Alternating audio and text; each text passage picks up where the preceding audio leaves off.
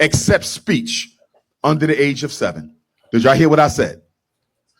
Not reading, not math, not comprehension, not intellectual, not emotional, not ADHD, conduct disorder. And why not?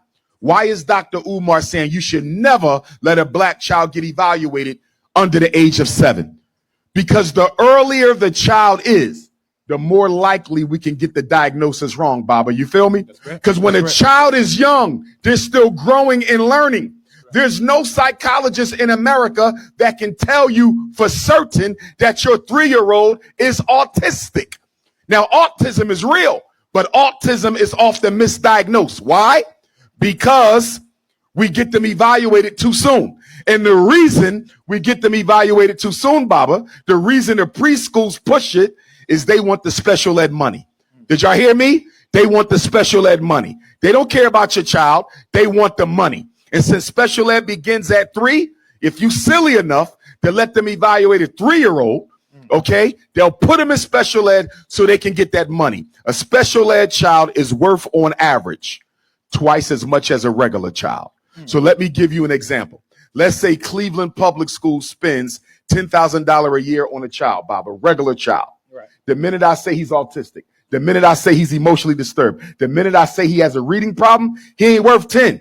He worth 20. And they get the extra 10 every year. So if you put your second grader in special ed and they get an extra $10,000 a year, by the time he graduates from 12th grade, that's $100,000 extra for one. So how much money do they get in Cleveland schools for 100?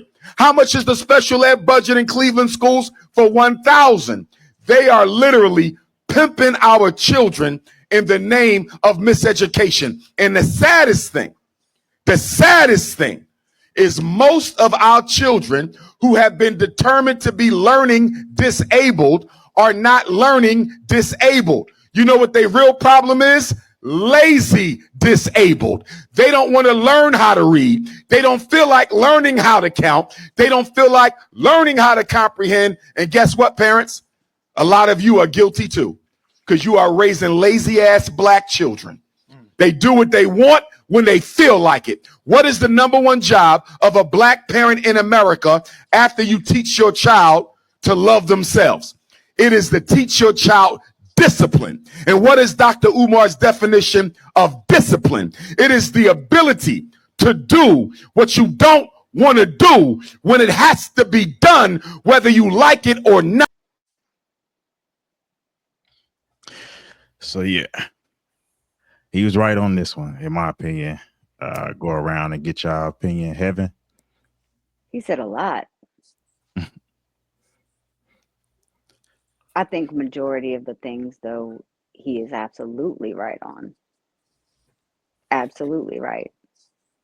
But I think it's a lot deeper of a conversation because our education system is broken. Period. And I don't think our children are lazy necessarily. I think that schools are underfunded, teachers are underpaid, and children are overstimulated. And if we give them better tools. No. Do you put too much pressure on the school system and not enough on parents? No. I mean, I'm a parent. I'm also a parent of a disabled child. And I also have some, they absolutely do hold children back on purpose. I've been fighting for years to get my child back to just where she was before we switched school districts, because they changed her IEP and put her from regular classes like she was with her one-on-one assistant, just going with her, to a classroom with 3 children who have very little cognitive abilities and functioning. Yeah. And they don't teach. And that's, I think, it's an issue, but the systemic issue is much deeper. But I agree with him on majority of the things, except for the lazy. I think our kids are traumatized. They get shut up in school. You know what I mean? Anybody that's been to a war zone or had to train to go to a war zone, You know what that's like. Your nervous system is dysregulated. When it's dysregulated at a younger age, it causes the brain neurologically to become dysregulated, and then they can't absorb the information. So I don't think it's that they're lazy and they don't want to learn. I think parents choose to use that as an excuse instead of making real change in systems that need real change. But other than that, yeah, psychologists, psychiatrists, they will not do like therapy with young children. So to get younger children diagnosed with disorders, to me, is baffling and unacceptable. Yeah, I beg to differ on that. I got experience with my daughter going through that. But Enzo or Doc, yeah, I have kids. Y'all don't have to answer, but yeah, okay. I got kids. I got two kids. Go for it. So part about what he said is I don't know when the last time a lot of people been to these low income communities, you know what I mean? I still go back to where I'm from now to this day. 4th of July, we went out there, we had something for the kids. When you get these school districts that are underfunded and you tell them, hey, you know, this might be a way to scheme more money for the school district that we need for the kids, what else do you expect these school districts to do? What do you expect these kids to do? And I think it's not a reality that people don't realize. Like, Dr. Umar not in these communities. He might say that, but I don't think Dr. Umar really in the trenches in the hood. Like, that's not a real thing. I don't think he really realized what these kids need and the education they need and what it feel like going to school in these locations. It's been a long time for him. Some of these schools is doing what they got to do. And I'm not going to knock a person because I know the love these teachers got. You know, I went to a school where, you know, we didn't have the best funding. And the teachers love us to death. I got teachers who still message me and call me today and, hey, I'm happy to see your kids look beautiful, all that.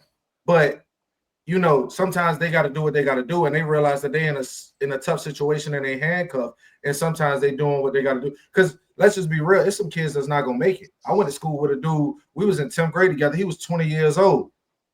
I ain't never seen bro go to class. You know what I'm saying? But that's just real. That's what's going on. You know what I'm saying? And even if you kick him out, you know, they can't kick him out of school. And it's a lot of that going on. Like, some of these schools don't have no choices. And it's hard for you to say what somebody should or shouldn't do until you sit in that chair and you got to make that choice for them kids. And you got to put what you think is best for the majority first, even if it hurts the minority. Well, yeah. Yep. Mia. So I have two kids in the school system currently. One high school, one middle school, and you know, there's a lot of truth to what Dr. Umar says, especially when it comes to getting psychological diagnoses for children under the age of 8. You can't. Their brains are still pliable. I mean, it just doesn't make sense. You can't adequately do that. And a lot of parents don't think to get their water tested and all of these radon testing and stuff like that, and food that can actually mimic autistic symptoms from the food and the heavy metals that you're eating, that a lot of people don't think, or a lot of providers like doctors, physicians won't test for. So you would be absolutely surprised. There's fantastic TED Talks of this woman whose son had an autistic diagnosis because he was freaking out and he was having a lot of issues. Come to find out, he was allergic to red 40 and like yellow 10. Once she removed all of those, the kid, fine, straight A student, perfectly fine. You would be absolutely surprised at how sensitive a lot of children are to the air quality, the food quality, and the water quality. And a lot of people don't think that all of the outside environmental factors can factor into how your child is, which is why psychologists don't see children so young. And I think a lot of people are looking for that money because they do get extra money when children have IEPs or a 504 plan. My daughter recently went through an ADD diagnosis, but she's going to be 12. So for me, that was appropriate. We have years of documentation of her just needing a little help. And now she has a plan in place. So now that she's in middle school, she won't get sent to the principal's office. They'll know to just give her additional help, which is basically what I wanted. But I waited till she's going to be 12. And that just seems more age appropriate to me to wait longer till they're more grown up. They've gone through school. Now we're going to figure out what works and what doesn't work.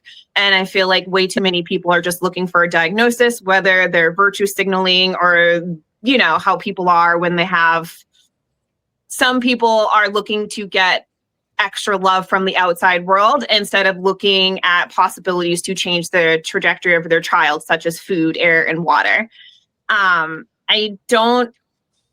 I don't think students these days are inherently lazy. The problem is education starts at home. The problem is you need to read to your child. You need to take them off the tablet. You need to take them off the computer. You need to put them outside. The problem with children now is most of them can't even lift their legs up to climb a tree. That's the problem. There's interesting TED Talks from physical therapists that work with children. And now these kids, since they get so little exercise, their mobility's crap, their center of gravity's crap. Like we have an entire generation of kids that can't even climb trees because they literally cannot hyperextend their legs to climb. That's the problem. These kids aren't stupid. They're just bored. They're not lazy. And parents aren't doing everything they can. You can be poor and read a book. Socioeconomic status does not stop you from talking to your child, from engaging with your child, from asking them how their day is, from paying attention to emails. Literally, nothing. Poverty, money has nothing to do with that. It takes 2 seconds to talk to your child and ask them how their day is. I literally ask my kids how their day is. Did they do their homework? That has nothing to do with, that's just culture. And we have to admit that sometimes we have very terrible culture. Earlier this year in Cincinnati, there was a senior that was supposed to graduate who actually had never attended a class in 4 years and had failed for 4 years. And the mom is on TV crying and saying, my baby, where the hell were you for 4 years? Your child was in high school. You clearly didn't ask them. You clearly didn't talk to them. You clearly didn't see any of the correspondence. Teachers are trying, but parents are lazy. It takes 2 seconds to check in on your child. And a lot of people would rather be on TikTok, Instagram, and all of these things than actually look at their child and ask them how they're doing. It takes seconds to read to your kid. And I'll land with that. All right. Enzo, you got any input on this? I mean, Mia pretty much said everything that there is to say about this entire topic. All I can really say is autism is misdiagnosed. I will say that, and I do see to an extreme. Some kids are lazy. They'd rather sit inside, sit on an iPad. I see it with my godson, and it annoys the living shit out of me. Anytime that I speak to him, I'm like, Amber, get this kid fucking outside. He's 8 years old. Stop letting him sit there on an iPad and play Fortnite all day. Go climb a tree, scrape your knee on the ground, put some dirt in, and go play football in the street like we used to do back in the day. Oh, that's what he wants to do. And I go, yeah, I'll be down there in September. I'm taking him for a week. He ain't going to see a fucking tablet. That's exactly how I was raised. We did not go inside. We didn't sit there. We were outside every single day. So technology is just terrible. It's rotting the brains of everybody. And it includes the parents that are letting them do that. Be like, oh, well, if I just sit him over there and put an iPad in his face, I don't got to deal with him for a couple hours. That's what it is nowadays. And it starts there with me. Gray? First, I want to shout out King J. He's normally on here with us. He'll be back in like 3 weeks. He told Doc that he's his voice while he's gone. I 1,000% disagree with the autism thing because for me, my personal experience, I have a cousin that's a girl, but we were born like months apart and we're like very close. And she has a son that's autistic and he can't speak. So like all through like school, he had to go to different doctors, different stuff. And my oldest daughter learned sign language just to talk to my cousin's child. So that was all through, doctors and the school system. So it may be a money grab, but my personal experience, I have a family member that, learned how to speak sign language through certain programs. Yeah. My personal experience, I was one of those kids. I wasn't like in the special class or anything, but I didn't do well in school. Like there was literally a point in high school where I had a 1.4 grade average and ended up dropping out. I got my GED. I still went to college, but what it was for me, my parents, like my dad's alcoholic, my mom was mentally disabled, and my grandparents raised me. They were old. Like my grandfather just passed last year at almost 100 years old. So there was no discipline for me. Like I literally was in the street, waking up on my own. Like my grandfather, he was hardcore, but he just had a limit. Like, the man was in the 60s or 70s raising me. So I went through that. Life had to teach me. And then to what Mia's saying, the one thing that helped me focus and really get back on track and start to become a man, even though it happened for me my early 30s, magnesium. I'm glad you said that about the diet, because once I started doing like magnesium, eating foods with magnesium, potassium, and things like that, I was able to focus better. And growing up, I didn't have a lot of that. You could even eat regular foods, but a lot of the foods, these minerals and stuff are farmed out of the soil. So a lot of things you would think like spring mix or whatever carries magnesium is not there like they say it is. So I supplement with that to this day, and it helps me. But as far as the school system and the education, I think we put too much pressure on the education and school system. I am a product of the poorest schools in KCMO, in Kansas City. I went to the inner city schools. I grew up in the hood. I had a small house. So I'm going to tell you, I was that poor kid, even though it didn't feel poor growing up. But parents were not there. You had a PTA meeting, probably 5 to 10% of parents showed up. I know I didn't go to my grandparents wasn't going to, I think they went to one PTA meeting. That was it. My parents I can't really tell you what a PTA meeting was really about because it just didn't happen. I remember it was one girl in our class, her mom would always volunteer at the schools, but you rarely seen parents. A lot of these inner city schools are just daycares. It's like the same thing with Job Corps. That's a daycare for grown folks. And a lot of these inner city schools are just daycares for the kids. And not saying nothing against the parents, because a lot of these parents they're single parents and they got to work. You don't have the 2-parent household anymore where one person can work and the other person, maybe they work a little bit, but they're totally focused on the kids. To me, I feel like what Dr. Umar is saying is true in that fact. And the other thing too is I think a lot of single parents are pushing therapy and stuff on these kids. I had a personal experience with my youngest where her and her mother was going to therapy. They tried to get me involved. I refused. I just felt like my daughter needed an ass whooping. I still feel like that. I feel like a lot of kids just need ass whoopings. They don't need therapists. They don't need them probing in their life, asking a bunch of questions at 4 or 5 years old. The 2-parent household has to come back. Vulgar, RJ has a question for you. All right. Say if the schools are segregated. Actually, the schools in my city weren't segregated through elementary and middle, but they went back to a neighborhood school system in high school. So you literally was assigned to the nearest school to you in my high school, and our school district lost accreditation. I haven't checked in since I've been out. That's over 20 years ago. I don't know if they got that accreditation back, but the time that I graduated, my GED meant more than the high school graduates in my city because the school system was so bad. Wow. Yep.